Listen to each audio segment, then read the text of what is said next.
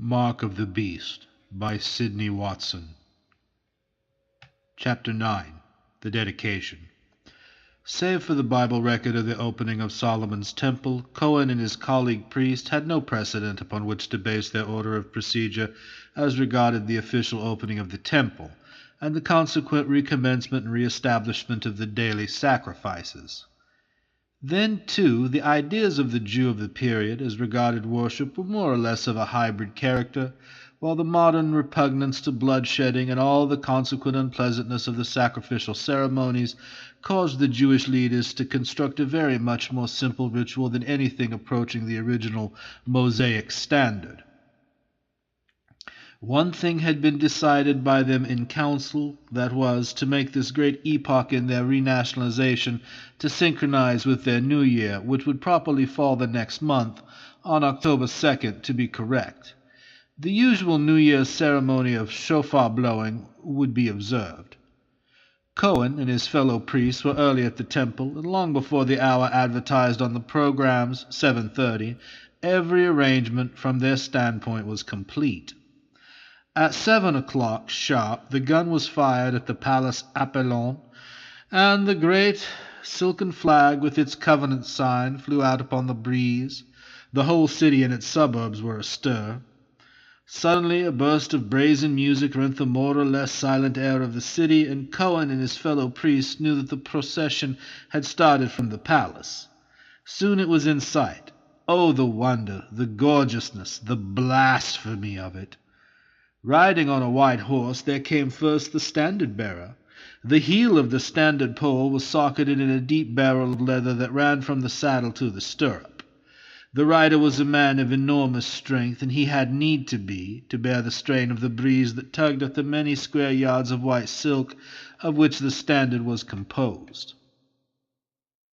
Like the flag on the palace, like the brand on the brows and right hands of many of the multitude, the covenant sign appeared in the center of the standard borne aloft by that mounted bearer. Behind the standard came the band, 50 mounted players. Behind the band there was a gap of 60 or 70 feet. Then, alone, proud, regal, handsome, mighty of stature, noble in pose, mounted on his jet-black mare, and attired as he had been overnight, rode Apollon, the emperor dictator of the world. After him, but with 50 feet of space between, rode the 10 kings, then their respective suites. Then came the Babylonian merchant princes and others. It was a triumphal procession for Apollon, for it was his name that filled throats of the acclaiming multitudes as they roared out their huzzahs. The scene in the courtyard of the temple was one of wondrous pomp and of even deeper significance. As Apollon rode in, a fanfare of trumpets gave him greeting.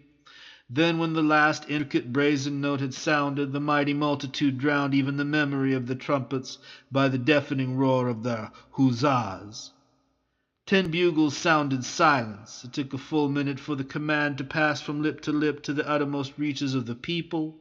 Then, in the comparative stillness, Apollon dismounted from his horse, took the diamond-studded key from the hand of the high priest, opened the door, flung it wide, and proclaimed the temple opened, in the name of Apollon, emperor dictator of the world. That opening word truly translated meant, in the name of the devil, by the person of his Antichrist. The high priest, standing on the top step of the wide flight that led to the porch, faced the people and priests and began to recite selected parts of Solomon's prayer at the dedication of his temple. These finished, he cried with a loud voice, "It having pleased our God to restore us, his chosen earthly people, the Jews, to our own land and to our own beautiful Zion, joy of the whole earth, we make the occasion to be as the beginning of a new era, a new year, and as the Lord spake unto Moses and Aaron in Egypt, saying, quote, 'This month shall be the beginning of months, it shall be the first month of the year to you.' So we proclaim to our people today, this month shall be the beginning of our new year, and of a new dispensation to us." Dropping his proclamation loudness of voice, he slipped into his synagogue recitative tone as he went on. Quote, "On the first of the month shall be a Sabbath, a memorial of blowing of trumpets and holy convocation. Ye shall offer an offering unto the Lord." He signed to the Tokiang, the shofar blower, and instantly the weird, curious, quavering, vibrating sounds broke on the still air. As the last note of the shofar died away, Cohen cried, "Let all the house of Israel sacrifice unto the Lord." Lifting his hand as he spoke, a turbaned priest led a lamb to the foot of the altar. A gleaming knife, snatched from his girdle, flashed for a moment in the air. There was a swift movement of the sacrificial priest's arm, a gurgle from the silent lamb, and the little fleecy thing sank dying upon the grating before the altar.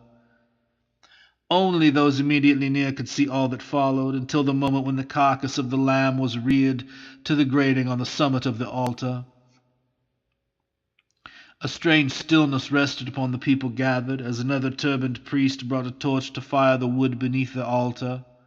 Before he could reach the altar, the voice of Apollon stayed his feet. "Let no fire be brought," he cried in commanding tones. "I will consume the offering." He stretched his right hand forth, the fingers closed.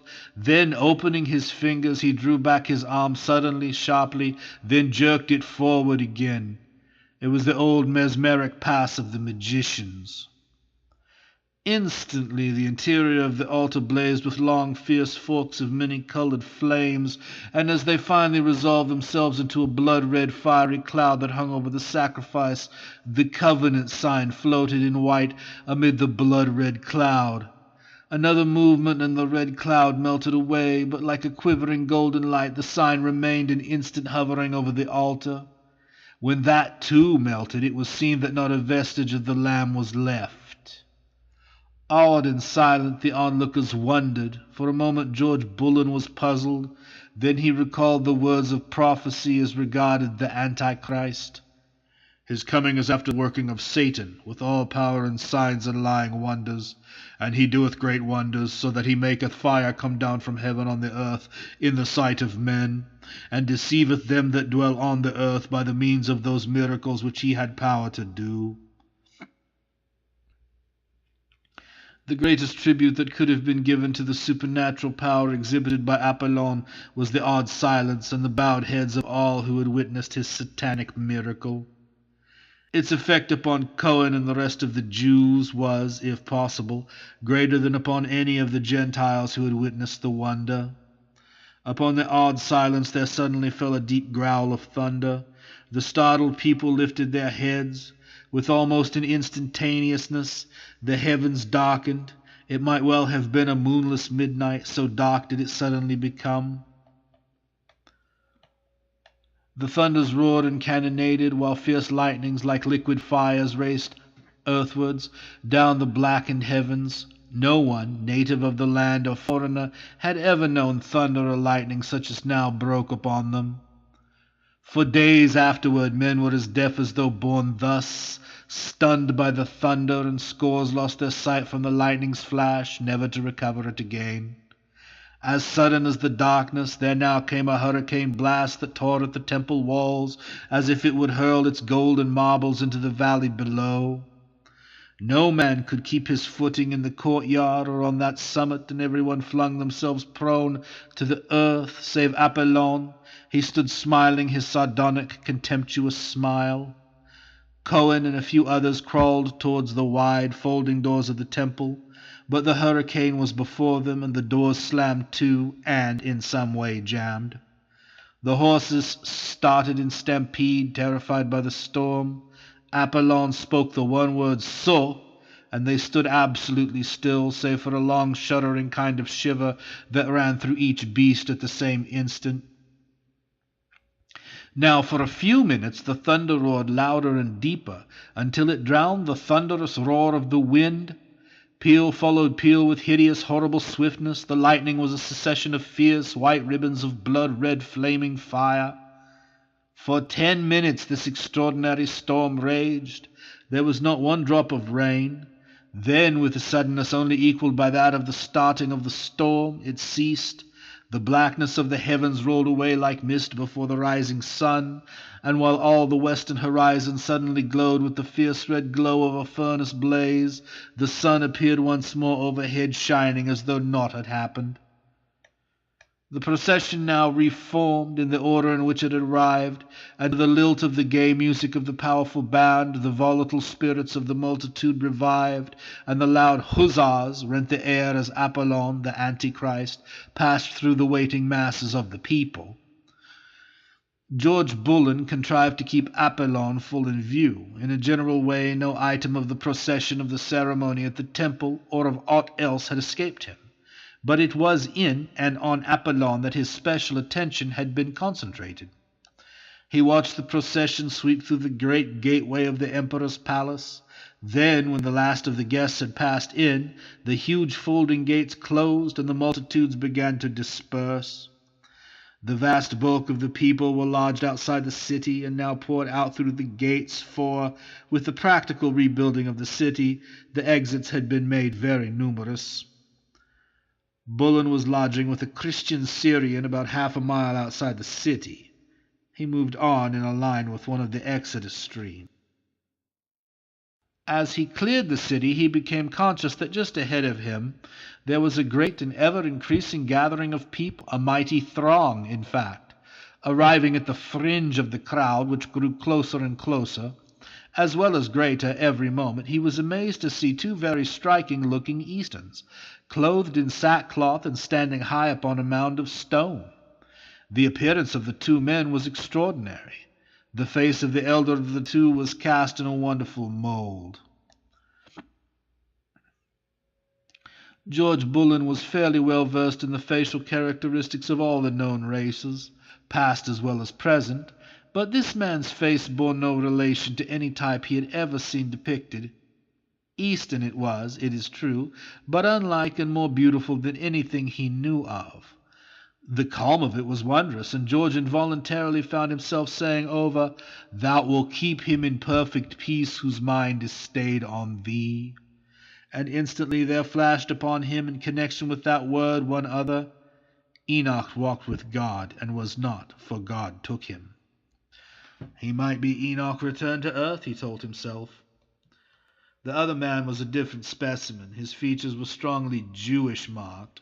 There was a fierceness of eye, a power for a blazing wrath in his deep-set orbs. Not that the first man's eyes and face were incapable of fiery indignation, but they gave indication of having been schooled by long intercourse with the divine keeping power of the God of peace. The men were evidently preachers, prophet preachers. They spoke alternately, their voices clear, far-reaching, their tones perfectly natural. There was no raising of the voice, yet reaching as far as the farthest listener. Their message was a testimony to God, to his power, his might, his holiness, even to his mercy. They told of judgments near at hand upon all who would not cleave to God in righteousness. Then in deeply solemn tones they spoke of the presence of the mark of the beast upon the persons of so many thousands of the people, and warned all who would not discard the badge and throw over their allegiance to Apollyon, the Antichrist, that they would presently share in the awful destruction which would overtake Antichrist and his followers. A roar, savage and full as from 10,000 lions, with a snarl of wolves in it, greeted this last part of the testimony, while 1,000 throats belched forth the cry, quote, "Down with them! Murder them!" Unquote. There was a savage rush toward the sackcloth prophets, but though the multitude of would-be murderers swept over, around, and past the mound on which the two faithful witnesses had been standing, and though they did not see them disappear, yet they were not found. Quote, "And when they shall have finished their testimony, the beast that ascendeth up out of the bottomless pit shall make war against them, and shall overcome them, and kill them." Yes, mused George Bullen, when they have completed their testimony. and not an hour or a day before, for these are evidently God's two faithful witnesses, Enoch and Elijah, the only two men who never passed through mortal death, and hence are the only two saints who can become God's witnesses in this hideous Antichrist time. For as witnesses they must be slain in the streets of the city of Jerusalem, where also our Lord was crucified. There was much angry talk and savage swearing among the enraged, mystified, disappointed multitude at the loss of their vengeance upon the witnesses, but had they known it, they had come off very lightly in being only disappointed, for God's witnesses had the power. If any man will hurt them, fire proceedeth out of their mouth, and devoureth their enemies, and if any man will hurt them, he must in this manner be killed. Unquote. And in the days that were to follow this first encounter with them, the multitude would learn this to their cost. End of chapter 9.